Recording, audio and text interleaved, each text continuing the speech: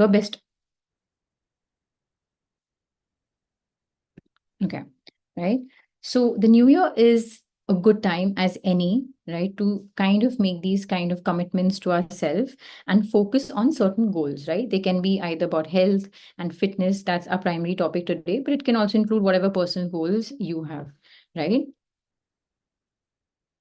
Okay. So the best way to actually be able to, achieve any of these goals is keeping it simple, right? So don't complicate it. Whatever it is that you want to do, make sure that you kind of are dividing it into small baby steps and keeping it very simple so that you're able to actually follow through with your, uh, you know, thoughts. Right. So because the moment we start complicating it, the moment we add too many elements to it, we're very most likely not to actually do it, right? So it could be something simple as, make a promise that, okay, come New Year's, I'm going to ensure that I'm going to do like a 15-minute walk every day. It doesn't matter when, doesn't matter where, doesn't matter what clothing you're wearing. It's just that 15-minute walk a day you're going to get done in your day. Okay. So why is it that we should, engage in activities that are going to keep us active or make sure that we eat healthy, right?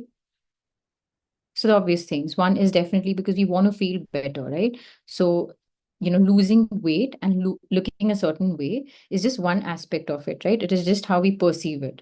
But there are a lot of other things to it that is, we feel better, we feel energetic, we feel like we have more stamina to do, some things that we probably, were lazy about before.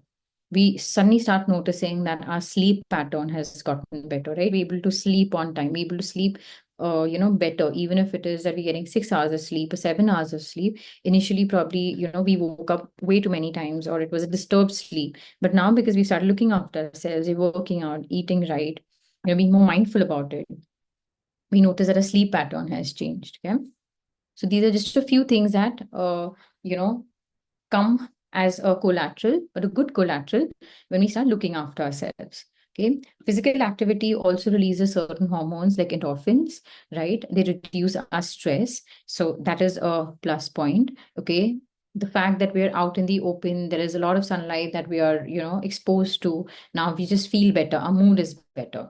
And obviously, when we become more agile, we look the way we want to, we're able to fit in the clothes that we want to, we are no more hampered by this joint pain or that joint pain. We're able to enjoy activities with people, our children maybe, or even younger people, or just people our age, or just to do whatever it is that you wanted to do, right? That in itself instills a lot of confidence, right? So there are a lot of plus points about making sure that you're taking good care of yourself. Okay. So before we understand as to, what is it that we should do, it's also important for us to understand that, why is it that these goals sometimes fail? Okay, today we're talking about fitness goals, right? But many a times in our life, I'm sure that, all of us have been there where we've tried to, set certain goals, but we haven't really, kind of seen it through. So why does that happen? Okay. The obvious is because, we're very ambitious. We get over ambitious. We set these kind of goals that are probably not possible for us to achieve, right? Saying that, I'll run a 5 kilometer every day, but we haven't even put in the effort, or we haven't even explored the possibility whether, we can exercise each day, or, we haven't exercised in a while. But then we have made this promise that, okay, I'm going to run a 5K every day. And that's disappointing, right? When you don't do it. So the idea is over here that, set these goals, but to make sure that you're able to meet them, start small. Start small. It does not have to be a big number. It does not have to be something that stresses you out. It can be a simple thing that I'll just do 500 meters today. Or, I'll just make sure that I walk or I run. Okay, so start small. That's one thing. The second part of it will be that make sure your goals are defined. So rather than just saying that, oh, I want to lose weight, or oh, I want to look a certain way, or oh, I want to fit into certain clothes, have goals that have some sort of a parameter. Say that you want to better your heart rate, or say that you want to better your walking time, or you want to better the pace at which you're jogging or running. So have something that is tangible, something that you can measure. Okay, you'll be more accountable this way. Okay. And a lot of apps out there, free apps out there that you can actually use, like something like the Nike Run Club, if you've heard of it, NRC. You can download that on your phone. Okay, that pretty much helps you track your, your speed, your pace, your cadence, everything. So it's just a nice way of keeping a tab on, how many kilometers did you complete? What has your pace been? Were you more tired? Did you take longer? Stuff like that. Okay, so moving on, right? Another reason why we, give up is because certain goals, it takes us a while to actually see some results, right? Something as simple as, walking or running. Okay, you may walk today, you'll still be pushing yourself, or running today, you'll still be pushing yourself, and there is no real motivation that, why should I get up the next day? Yeah, I still weigh the same, I still feel the same, my legs are hurting, I don't like this activity, right? But we have to do it a little longer, okay, for us to actually see results. So giving up too soon could be one of the reasons why, we sometimes fail. Here we specifically talking about fitness goals, but this pretty much applies to any other goals that we set for ourselves, right? It could be a skill that you're trying to learn. Something as simple as playing the guitar, right? When we start playing the guitar, it doesn't come to us naturally, right? It's difficult to turn your fingers, hold on to the strings, use the fret correctly. But the moment we keep on doing this time and again, we soon realize that, oh, okay, I'm getting better. I'm now able to play a song, or I'm now able to actually run a kilometer and not gas out. Okay. So keep at it. Don't give up. Okay. Another thing is understanding that why is it that we tend to give up, right? So our bodies obviously want the path of least resistance. We naturally would lean towards something that is easier, right? As always. So the easiest thing is to be like, okay, this is too hard. I don't want to do it, you know? Or sometimes when we are like, we start off well, but we miss out certain turns and we're like, okay, now I can't do it. We just abandon the entire plan, right? So don't get into that vicious cycle, right? There is, it's great to want to be better, but do not be blinded or do not be delusional, by the whole thing of being perfect, right? Because being perfect is just one moment. It cannot be our entire lives. So make sure that you actually aim for being consistent as opposed to being perfect.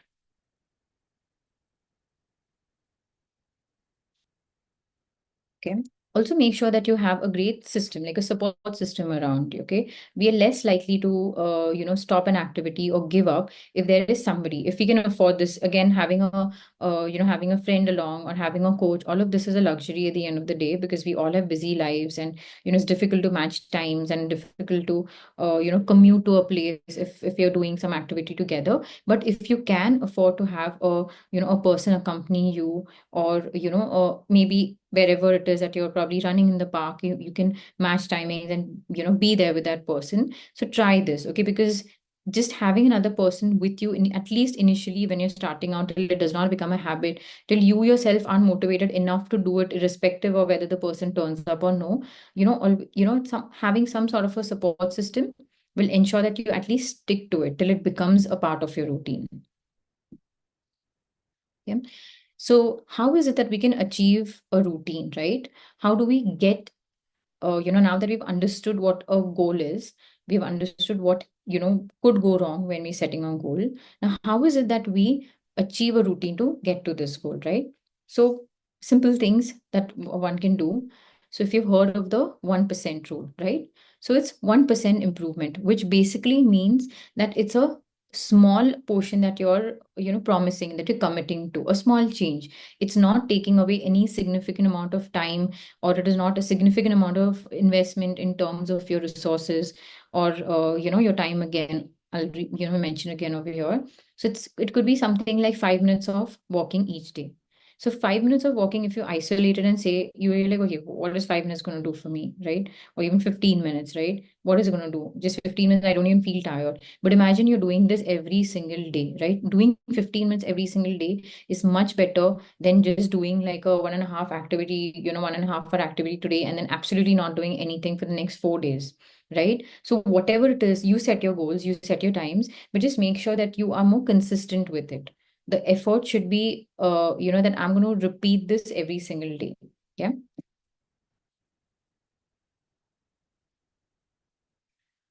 The other thing is this three-step approach, right? A three-step approach is basically, three things that will ensure that you kind of get to your goal.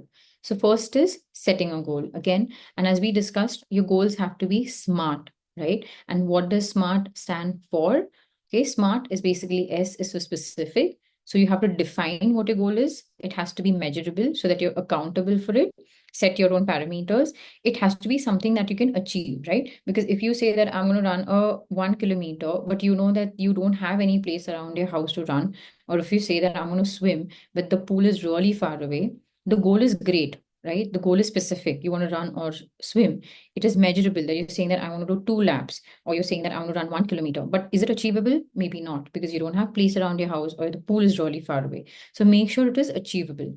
Okay. The other thing has to be that is relevant. It has to be relevant to what you're doing or the goals that you are trying to achieve in your life. If you want to focus on your endurance and you're choosing swimming or running, great. But if you're looking for building, resistance and you're choosing running and swimming, then it's not going to be relevant to you, right? So choose something that's relevant, and it has to be something time bound. So there has to be specific time that you are allotting to it and saying that, okay, 30 minutes and this is how I'm going to swim or I'm going to run. So make sure your goals are smart. Okay. The other thing is set a routine, right? So ensure that it becomes a routine that you enjoy. So you're more likely to actually follow that routine. And the third part, the most important part, is tracking progress. So have some way in which you're able to track. So it could be apps, okay, it could be actually journaling, it could be sharing, creating WhatsApp groups between friends and just keeping a tab on each other. It's a fun activity wherein you challenge your friend as to, hey, I did so many steps, I did so many kilometers, I ate healthy meals, so many healthy meals for a week. What about you? So that's also a great way of tracking, and at the same time kind of making sure that you're creating a community around you and it's not just you. Okay. Again, when you're creating your routine, please understand that there is, it's a spectrum. It's never going to be a all or none thing. So if you're just starting out, be compassionate with yourself. Okay, be realistic with the amount of time that you're putting it and what workout you're going to do. Okay, and always remember to stretch after you finish working out. Again, if you're somebody who has been active for a while and are now looking to push yourself, so make sure that your workouts align with that, okay, so that you're able to better yourself. Again, it does not have to necessarily mean that you have to subscribe to an expensive gym membership or a sport or hire a coach. It can be something very basic, something that does not really require your investment in terms of money, but definitely time. So it can be like, taking the steps or just making sure that you're walking in and around your office or in and around your house. So these activities don't really cost us money, but the investment that we have over here is our time. Again, another great way to ensure that we're consistent is setting appointments with yourself. So it basically means that you have already pre-planned this activity in your schedule, right? Because if we leave it to, oh, if I have time after work, or if I get up early in the morning, or if there is no meeting, then I will do it, then you're basically not really giving it any importance. It's an if situation for you. So, and the moment we make it uncertain, obviously the result is also going to become uncertain and we are more likely not to follow it. Okay. So make sure that you kind of have some ownership in terms of setting an appointment with yourself. Okay. So now that we've spoken a lot about what are the goals, how should our goals be, how can we get into a routine, let's understand a little about how our mindset affects these goals and what nutrition should we look into. Okay. So again, the focus over here should be on the process, okay, on the progress that you're making, and not on the result, not on just being perfect. Yes, definitely, when you are doing something, you want to be good at it, but that cannot be the whole and soul, right? The focus has to be that I need to be able to sustain this every day, or have a frequency set for sustaining that particular activity, right? Also, replace the self-doubt. Like you have to overcome the self-doubt, wherein we always doubt whether can I do this, will I be able to do this, should I try it, so imagine that you can imagine the best situation in which you are able to do it. Prepare yourself for that. Okay. Again, make sure you're setting realistic goals. Like remember a few slides ago we discussed the goals being smart, that is specific, measurable, achievable, relevant, and time bound. So goals have to be smart. And again, you have to build habits and not just plans, right? Because a lot of us, we are great planners. We make amazing plans. We'll do this, we'll do that. But actually, these plans do not really even translate into any actions. So, try to, kind of, intertwine these actions with a existing routine. For example, like a walk after a lunch. So it is obviously you're not going to miss your lunch. You're definitely going to eat something. But the fact that you're telling your brain that, okay, after my lunch, I'm going to walk. So now that walking is not an isolated thing, you have now kind of stuck it along with the walking part, sorry, having lunch part of it. So have these kind of things which will push you to at least get consistent with your goals. Okay. Now, you can't outrun a bad diet, and I can't stress enough about it, right? And all of us fall prey to this, wherein we tell ourselves that it's okay, today I will eat, or today I will indulge in something, and फिर मैं देख लूंगी types, I will figure how to burn those calories.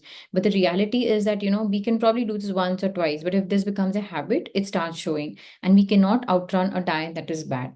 So here you see that there is this image basically shows you a plate, your ideal food plate, right? This is like a 10-inch dinner plate that we have, and it should have these three essential quadrants, right? So we have divided the plate first into two halves. Okay, the top part over here you see is like, all your, colorful vegetables, which have to be a part of your diet, which should be a part of your healthy diet. Also, a small portion of fruit. But I would say that it's better that, consume fruit separately and don't add to the, the sugar spike that this entire plate will any which is uh, you know, give you. The other part of the plate is divided into two quadrants, right? One is protein, which is very, very important. And most of us don't end up, focusing on this part because the meals are, more inclined towards having just carbohydrates, right? So make sure that you have enough proteins. It can be in the format of either, non-veg food if you're consuming non-veg, or even veg. There's like low-fat paneer, there's tofu, there is the lentils, there is beans, there is curd. These are great sources of protein. And also make sure that you have enough good, carbohydrates, but they have to be complex. It shouldn't be simple, right? So simple starches are good for instant energy, but if you want something that should sustain you for a while, then you have to have something that is least processed. When I say least processed, it has to be a food item that is closer to its original state, right? Now, even roti to a great extent is processed, because when you look at a roti, you absolutely don't know which grain it has come from, right? But relatively, if you look at it from the perspective of a bread, it is better. Okay, because a bread is made out of totally refined flour, but at least a roti or a bhakri or, paratha is made from a whole grain, right? So try including unprocessed or least processed food and whole grains in your diet. And again, fat, if you see, we require essential fats, right? We can get them from the nuts, from seeds, from good oils like the olive oil, canola oil, flaxseed oil or mustard oil. All of these are great oils, or even the avocado, right? So make sure that you have these three main macro ingredients, in your macronutrients in your diet, but it has to be in the correct portion. The portion size for you has to be right. Otherwise, you're overeating or undereating. Yeah. The other thing is, which I cannot stress enough, which is the simplest thing that we can do for ourselves, that most of us, absolutely either refuse or just fail to do it, is water, right? We're more likely to stick to a habit if it's something that we've paid for, but something as simple as a glass of water, which we can pretty much have, it's always at a disposal, we'll forget to have. So having, 2.5 to 3 liters of water is non-negotiable. Okay, because water is something that our body needs, right? 70% of the human body is water. And what happens is, when you do not hydrate, our body does not know, your body will not know if you're thirsty or if you're hungry. You are still going to reach for a solid food, even if you're dehydrated. So make sure that you're not dehydrated. Make sure that you're having enough water, and only then, reach out for food. Okay, and again, when I say have enough water, the right way would be consuming, let's say, around 200 to 250 ml every 15 minutes. That's a great pace, wherein the water is actually being utilized by your body, and you're not wasting it, or you're not like just diluting your electrolytes in the body. Okay, moving on. make sure that if you're working out, have the pre and the post workout, food correctly, so that you're actually fueling your workout when you're actually working out. And post workout is more of recovery food, right? So pre workout food has got to be something that will sustain the workout. It has to be something that is easily absorbed, but at the same time stays enough to cover the duration on an average personal workout for, let's say, an hour. So at least it should sustain an hour. And your post workout has to be something that is absorbed very quickly. So like smoothies or shakes, or like a simple thing like a pancake, or steamed vegetables, or steamed chicken, right? Or a protein bar. It's great post workout, wherein you immediately getting energy. Your body doesn't have to put in an effort to break down the food. Okay, so that's how you divide your pre and your post workout food. Okay. So moving on, now that we've almost reached the end of the session, okay, quick takeaways, and then we'll have lots of time to discuss and answer all your questions. Okay. So when we're looking at takeaways or what you've learned in the session, right? Focus on simple things. Okay, don't complicate your goals. Don't complicate fitness. Keep it simple. Keep it realistic. Make sure your goals are smart, that are specific, measurable, achievable. Okay, they have to be relevant and time bound. So whatever it is that you choose, make sure that you are ensuring that they meet this criteria. Again, track your progress. Don't just let it be vague. Okay, be accountable for whatever it is that you set to do. So mindset is very, very important, because we can be the most ambitious people, we can have all the resources, but if we do not have a mind that is strong, we are not likely going to stick to our goals, right? So make sure that mentally you are prepared, you are building habits, and not just a one time activity. Okay.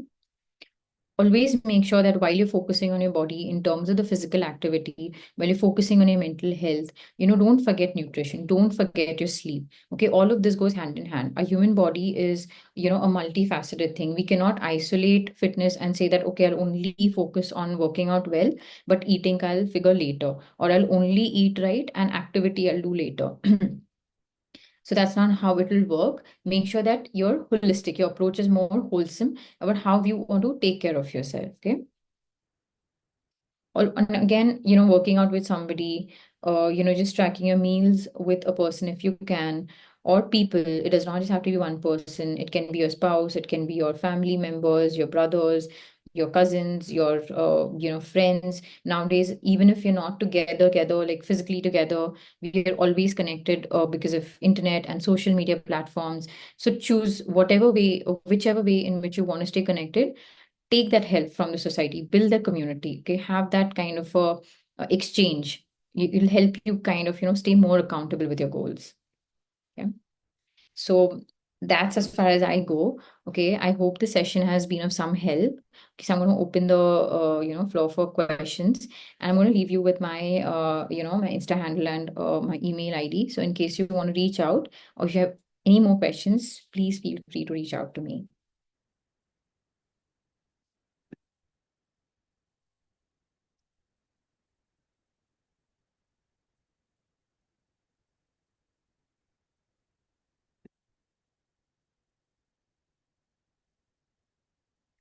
Does anyone have any questions? Any doubts?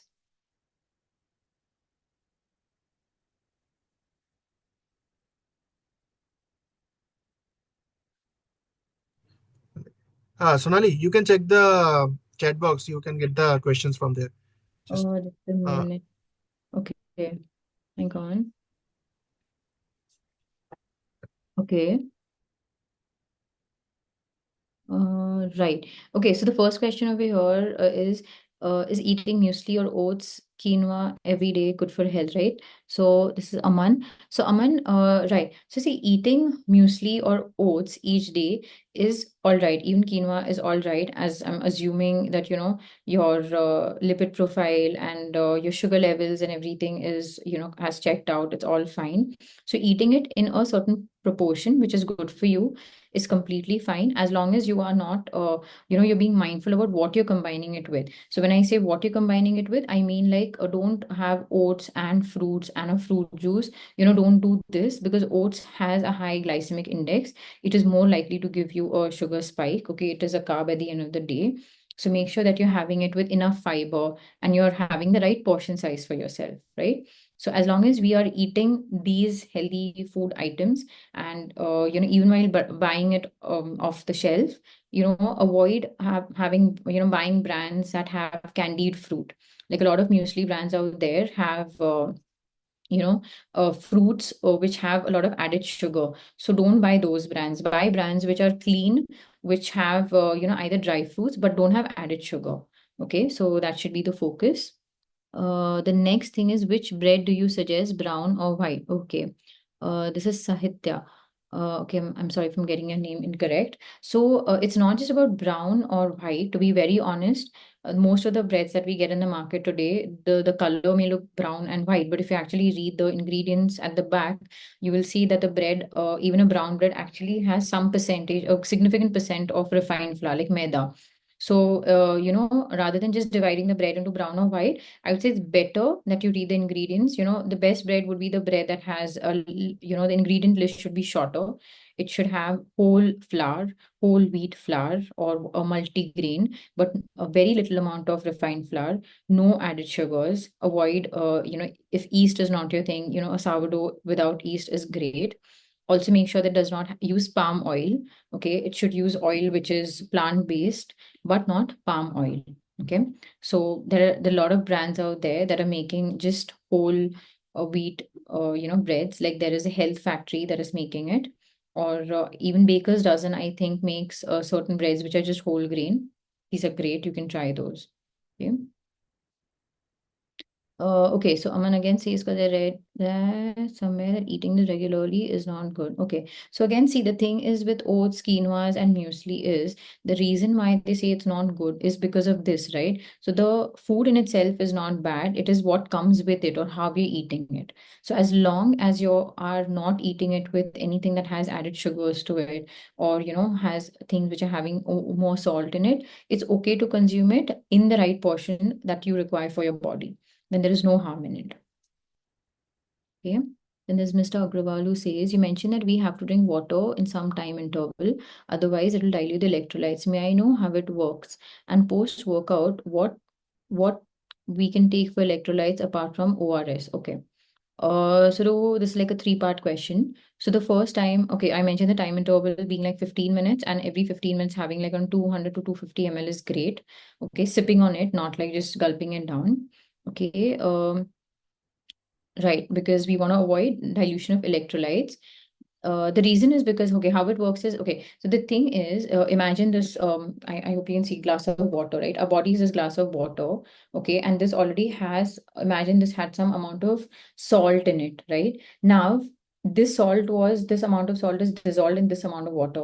But the moment I fill up this glass, right, the salt is going to be diluted in this much amount of water, right? Similarly, to our body, if we add way more water to our body than what our body can handle, the electrolytes, which is basically the salts which are there, the sodium, the potassium, it is diluted. And now our body is not able to use it, right? This dilution is what we want to avoid because it can actually hamper us. It is bad for us. That's why make sure that you're having water in a way that your body can process it and it is not diluting your electrolytes. Okay, that's what I mean. And okay, so after workout again, see, having ORS and all, this whole trend started, but we actually don't need it. ORS is a very concentrated form of an electrolyte which we use medically for individuals who are severely dehydrated. Okay, so we want to replace it. But when we work out, even on an average, a person, even if you're doing a very intense workout where you're probably doing like 3, 4 sets, you're lifting heavy weights, okay, and you're doing cardio and everything, I would not recommend replenishing your electrolytes unless and until you are, engaging in an endurance activity, like let's say running or swimming, and you have done it for more than, let's say, 60 or minutes and above, okay, 100 minutes and above, you've lost a lot of water through sweat, okay, and electrolytes. That is when you start looking at replenishing electrolytes, okay? But otherwise, a normal workout, a normal, let's say, 1 kilometer, 2 kilometer run that you've done on your treadmill, or even in the, like a pre-workout activity cardio thing, you don't really need to replenish electrolytes, just having water, just having plain water is good enough, because what you've lost is water, not electrolytes so much. So just having water is great. And if you cannot just have plain water, you can have infused water. You can add some mint leaves to it. You can add some citrus peels to it. Don't add any artificial sachets or drinks, because I'll again put in sugar and salt, which you don't need. But just for flavor, you can infuse it with any fruits that you like. Okay. So I thought banana is suggested for someone who wants to gain weight. Is it true? If yes, can you suggest something for those who want to lose weight? So the whole thing about food again is there is no food in isolation. Yes, banana is a high calorie food. That's why when we're recommending that somebody is losing weight, we'll always say that don't have too many bananas, right? But banana by itself is a very nutritious fruit. So as long as you have it at the correct time in the correct way. When I say correct time, correct way, I mean that you've had a complete meal, and after that, let's say between that meal and the next meal, as a snack, you're having half a banana or a small the small banana is great. It's all the nutrition your body needs, right? But having, if you tell me that, okay, Sonali, I'm going to have a banana and I'm going to have other fruits and I'm going to have a sandwich, then yes, you're just going to gain weight, not because of the banana, but because you ate too many high calorie foods in a go. Okay. So are protein supplements good for us and children? This is Pavitra Devi. Okay. So Pavitra, thank you so much for your question. So protein supplements are good only for those for whom it is recommended. Okay. So unless and until it has been medically recommended to you, please do not have protein supplements, because the protein that we get from our food is good enough. If you are eating properly, if you're having the amount of protein that your body requires, okay, you're meeting your requirements through food. And even for your children, please do not get your bodies used to any protein supplements, because these protein supplements are only meant to be used when we are not able to meet our requirements through food, or if we have a condition in which our body is unable to derive these proteins from the food. Or if, like for example, old people, old people, they are not able to digest food.